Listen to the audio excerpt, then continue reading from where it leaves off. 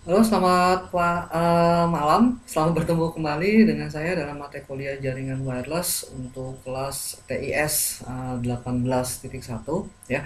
Kita bertemu kembali ya.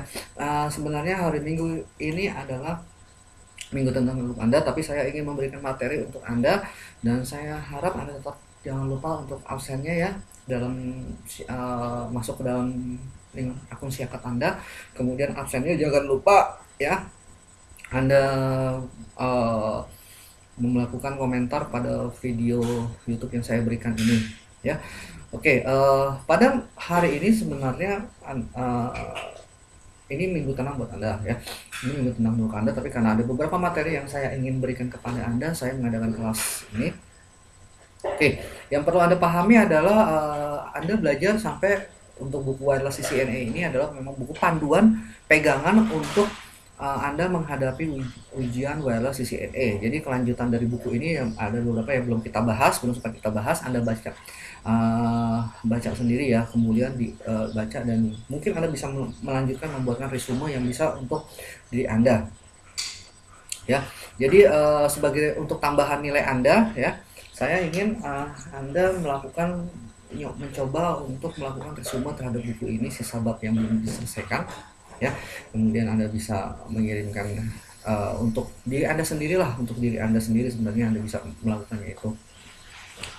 Kemudian untuk Anda mempelajari sebenarnya, untuk Anda bisa belajar sendiri dan dengan seperti ini Anda paham ya. Jadi pada hari ini saya akan memberikan beberapa review beberapa terhadap perkuliahan kita ya.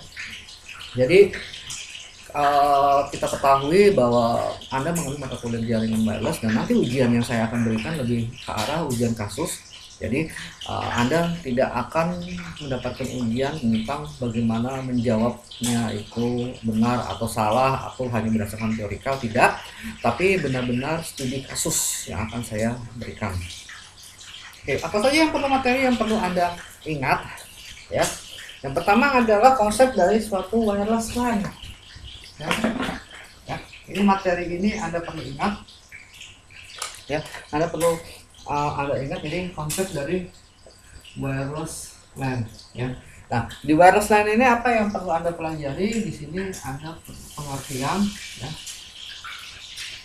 Pengertiannya, terus Anda belajar melakukan desain, pengertian, desain dan konsep. Ya. Tiga hal ini sangat penting untuk Anda pahami di dalam suatu wireless LAN ya, sistem dari suatu wireless. Nah, kemudian apa yang hal lain yang perlu Anda ketahui? Nah, di dalam wireless LAN ya, di dalam suatu wireless LAN kita belajar banyak hal ya kemarin secara indoor ya. Jadi konsepnya secara indoor kita belajar tentang apa yang dinamakan tentang jaringan struktur ad hoc ya, infrastruktur suatu wireless LAN. Ada yang kita namakan dengan ad hoc, ada yang kita namakan dengan BSS, basic service set ya, ada yang kita namakan dengan ESS, extended service set. Kemudian untuk jaringan outdoor kita mengenal sistem namanya point to point ya, kita mengenal namanya point to point di outdoor, dan kita mengenal namanya point to multi point ya. Ada ad hoc, ada BSS, ada SS, ada point to multi point, dan ada point to point ya. Ini Anda pahami dengan baik-baik sistem tentang topologi. Nah, kemudian saya akan coba bantu Anda untuk mengurainya satu-satu masing-masing. BSS, apa yang dimaksud dengan BSS? Nah, pada sistem BSS ya, itu menggunakan satu access point ya. Jadi ini ada ISP, kemudian di sini ada distributed sistemnya, kemudian di sini ada access point ya. Kemudian ini ada device A misalnya, device B, device C. Nah, Ini sistem dengan BSS, ya kita sebut Basic Service Set, karena menggunakan hanya satu buah akses point saja. Oke. Kemudian kita lanjutkan, kita menggunakan namanya ISS, Extended Service Set. Nah, bagaimana cirinya dari suatu Extended Service Set? Ya, di sini ada ISP, kemudian di sini ada distributed system. Distributed system ini terbagi atas dua atau lebih akses point, ya. Ada akses point 1, ada akses point 2. Nah, kemudian di sini ada device A, device B, misalnya ini device C, kemudian ini ada akses point lagi, ini device D, ini device E, dan ini device F. Ya, ini yang dinamakan dengan extended service set, terdiri atas dua atau lebih akses point, ya, terdiri atas dua atau lebih akses point. Jadi di sini ada dua akses point, itu masuk ke dalam extended service set, ya. Dan ya, kita kenal adanya basic independent set, atau kita sebutnya juga dengan jaringan ad hoc, ya. Nah, ad hoc ini adalah dia cuma menghubungkan dua unit atau device, ya. Ini berhubung dua unit atau device A, device B, ya. Ini saling berhubungan satu sama lain dengan sistem tanpa menggunakan akses point, disebut ad hoc. Oke, sampai sini Anda paham, ya. Nah, kalau sistem outdoor, ya, sistem outdoor yang Anda kemudian kita mengenal ada topologi outdoor jaringan, kita sebut tipenya adalah point to point, ya. Bagaimana sih contoh dari point to point ini? Nah, point to point ini yang saya jelaskan. Ini misalnya ada membangun gedung A dan gedung B. Nah, syarat dari point to point ini, ya, dia menggunakan antena. Nah, syarat dari sistem dari point to point ini adalah satu, antenanya adalah direksional, ya. Antena yang digunakan adalah antena direksional, ya. Nah, disarankan ketika menggunakan ini adalah menggunakan antena beam width-nya kecil. Fungsinya adalah supaya dia lebih terfokus, ya. Beam width-nya itu kecil. Terus yang ketiga, dia menggunakan gain besar, dBi besar. Semakin besar dBi-nya, maka frekuensi yang disalurkan akan menjadi besar, karena kita ketahui di sini ada karena dia menggunakan media udara, bisa menyebabkan adanya hilangnya data atau sinyal di atas di udara ini, ya. Nah, konsep yang selanjutnya dikenal adalah konsep LOS. Konsep di dalam LOS adalah line of sight, di mana gedung A dan gedung B itu harus terlihat tanpa adanya hambatan. Kalau ada hambatan akan terjadi interferensi sinyal, ya. Nah, di sini misalnya kita taruh di sini ISP, nah di sini ada distributed sistemnya. Nah, jadi distributed system dia akan masuk di sini, misalnya di sini ada LAN A, kemudian di sini ada distributednya juga, kemudian di sini ada LAN B. Nah, dengan sistem ini maka gedung A dan gedung B ini akan berada dalam satu jaringan yang sama. Nah, itu yang disebut dengan sistem point to point. Nah, kita lanjut, ya, reviewnya. Kemudian, nah, kembali saya ingatkan adalah sistem point to multi point, ya. Point to multi. Ya. Dari point to multi point, misalnya di sini dibangun gedung A, ya. Nah, di sini ada gedung B, ada gedung C, ada gedung D, dan gedung F, ya. Gedung A, ada B, C, dan F. Nah, di sini ada ISP. Nah, antena yang menggunakan di sini adalah sistemnya omnidireksional karena point to multi point. Nah, antena yang di A ini dia akan menyalurkan sinyal untuk gedung A, C, F, dan D. Konsepnya sama. Karena di sini bersifat outdoor, maka dia harus menggunakan konsep LOS, line of sight. Dan dBi-nya pun harus besar, apalagi dia bersifat multi. Ya, dBi harus besar. Harus menggunakan dBi atau gain yang besar. Nah, pada jaringan seperti ini, ya, ini juga otomatis hanya berlangganan ISP di A saja. Karena B, C, dan E, F ini akhirnya akan mengikuti jaringan pada A.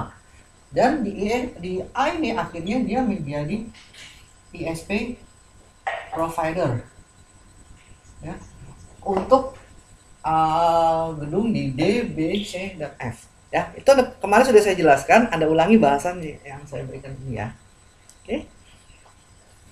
Oke, karena saya sekarang hanya mengulanginya secara singkat. Nah, kemudian yang Anda harus pelajari adalah masalah channel. Ya, masih diingat konsep dari suatu channeling ini ya, bagaimana supaya tidak terinterferensi. Misalnya dipasang ini ada lantai 1, ada lantai 2. Misalnya urutannya frekuensinya 1, di sebelahnya ada pasang 6, sebelahnya ada pasang 11, baru itu satu lagi, sama juga konsepnya 1, 6, 11. Atau Anda bisa ya, atau bisa diacak dari satu kan, misalnya 1, lalu 2, 6, 11, 1, 6. Ya, fungsinya apa? Supaya tidak terjadi interferensi sinyal satu sama lain, tidak terjadi roaming sinyal. Ya. Kemudian frekuensi, ya. Frekuensi pada suatu access point ya, frekuensi kita mengenal adanya 2,4 dan ada 5 GHz. Ya, ada frekuensi, ada channeling, ada ingat-ingat kembali. Ya.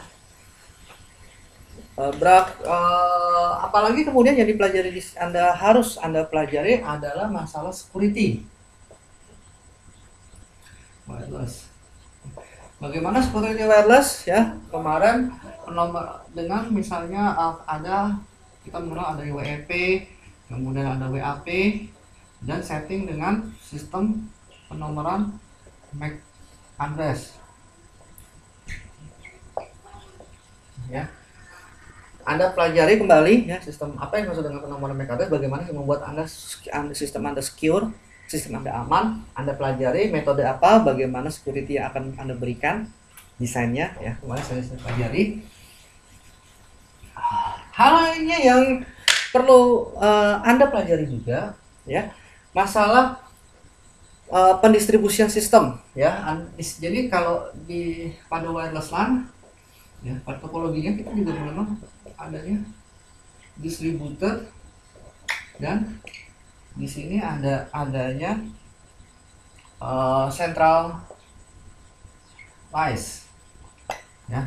Nah, bagaimana sistem terdistribusi ya, ya. Kalau distributed system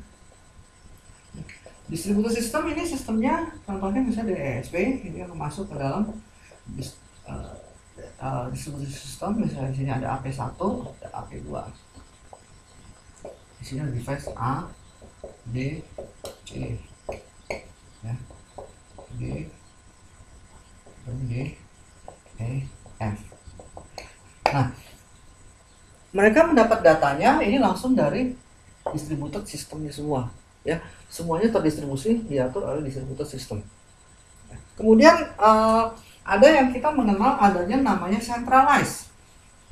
Apa yang dimaksud dengan centralized? Nah, pada sistem distributed system itu masing-masing access point seperti biasa itu masing-masing disetting sendiri ya. Jadi ketika ada penambahan Anda mesti setting ulang lagi, tambahin masukin IP-nya lagi dari device itu sendiri ya.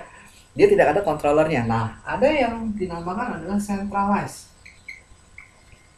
Ya. Nah, di centralized ini ya, jadi sistemnya sama, di sini ada ESP, misalnya di sini tetap ada D. Tapi di sini ada wireless controller. Ya. Secara topologi hampir mirip dengan distributed system. 2, di sini ada 3. Nah, Perbedaannya apa? Yang bedakan wireless controller ini mampu melakukan langsung memanage access point yang berada di bawah distributor system.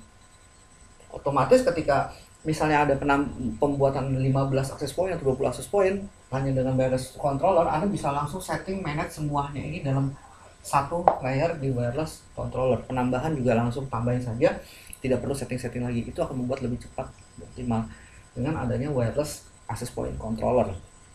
Ya, ini yang perlu Anda pahami. Kemudian kita kemarin belajar tentang, Anda pahami juga tentang konsep frame rate 802.11 ya. Terus di sini berhubungan dengan layer data link ya. Nah, di frame rate 802 di sini ada berhubungan dengan tipe layer, di sini ada berhubungan dengan data, berhubungan dengan bagaimana kontrol manajemen. Nah, di frame rate, di frame layer frame type 80.2.11 ini ya, Anda juga pelajari bagaimana suatu access point itu sih bisa terhubung ke klien, itu bisa terhubung ke access point itu bagaimana sih caranya ya. Ini berada di frame type 802.11 ya. Jadi seputar itu yang Anda pelajari ya, tentang MAC address, tentang IP address ya, konsepnya ya. Jadi nanti yang akan ditanyakan ketika saya memberikan soal ujian ini lebih ke arah bagaimana konsep Anda menjawab. Jadi saya akan memberikan desain. Jadi benar-benar saya akan memberikan tugas itu berupa desain. Nah, kalau desain, kalau di UTS hanya konsepnya itu hanya sederhana, tidak terlalu rumit. Nah, di sini nanti akan ada saya akan meminta Anda melakukan desain yang lumayan lebih high ya. Jadi bagaimana cara menjawabnya ya, saya akan menanyakan misalnya Anda menggunakan frekuensi di 2,4, misalnya Anda menggunakan layer di 2,4 GHz. Nah, saya ingin benar-benar Anda menjelaskannya kenapa harus digunakan di 2,4, kenapa nggak di 5. Terus misalnya kenapa apa yang menjadi syarat ketika Anda membangun suatu pengukurannya. Jadi ketika Anda melakukan, dan ketika Anda membangun, saya juga kemarin saya sudah menjelaskan bagaimana melakukan pengukurannya, misalnya menghubungkan dari misalnya point to point, misalnya menghubungkan dari, anggaplah dari Siliwangi menuju ke Banyumanik. Nah, bagaimana Anda cara melakukan settingnya, pengukurannya, pembuatan jaringannya. Nah, itu yang akan ditanyakan nanti. Terus kemudian membangun sistem internalnya itu bagaimana, ada menggunakannya topologi yang mana yang digunakan, ESS kah atau BSS kah. Nah, bagaimana ketika menghadapi roaming, apa yang Anda kerjakan. Kemarin kita sudah belajar tentang repeater ya, ketika ada orang yang tidak tercoverage ya, ketika ada orang yang tidak tercoverage di dalam jaringan itu, bagaimana menggunakan roamingnya, menambahkan repeater sehingga orang itu bisa langsung terkoneksi juga ke dalam jaringan itu. Itu perlu Anda pertimbangkan juga, Anda pelajari juga ya. Pesan dari saya sih, Anda tuh tetap belajar dengan panduan yang saya gunakan di buku jaringan wireless ini, karena secara detail materi ini sangat lengkap bukunya ya. Secara praktikal saya sudah dari awal sudah memberikan kepada Anda konsep bagaimana membangun jaringan secara sederhananya, bagaimana konsep line offset, bagaimana point to point, bagaimana point to multi point, itu sudah sangat clear di awal ya. Anda bisa mengulangi setiap materi yang saya berikan ya. Materi ini kan kalau online ini enaknya adalah materinya terrecord dan materinya itu ada selalu di internet, apalagi di channel YouTube, YouTube yang Anda ikuti ini, Anda bisa mengikutinya. Nah, dan saya harapkan ketika Anda lupa, Anda bisa melihat videonya kembali, Anda lihat di sana, Anda review ya, karena cara belajar seperti itulah yang diharapkan. Anda mereview, oh caranya seperti ini, cara menjawabnya seperti ini, bagaimana. Nah, videonya sudah sangat lengkap. Jadi sebenarnya toolsnya untuk ujian ini Anda lengkap. Saya hari ini hanya memberikan review bagaimana nanti secara apa yang harus dipelajari. Jadi Anda paham, dan ketika mendapat ujian Anda bisa mengerjakannya dengan baik. Ya, itu saja dari saya. Dan pesan dari saya buat Anda, tetap selalu jaga kesehatan ya. Buat Anda cuci tangan kalau pergi kemana-mana, bawa sabun, bawa sanitizer, cuci tangan Anda, terus selalu gunakan masker Anda ya. Selalu gunakan masker Anda. Kalau Anda tidak ada keperluan, sebaiknya Anda di rumah, Anda menggunakan waktu Anda untuk belajar dan menggunakan hal-hal suatu yang produktif, ya. Oke, selamat belajar ya untuk minggu ini, dan kita bertemu kembali di dalam AS Anda di minggu depan. Terima kasih dan sukses selalu untuk Anda. Sampai ketemu lagi di minggu depan. Bye.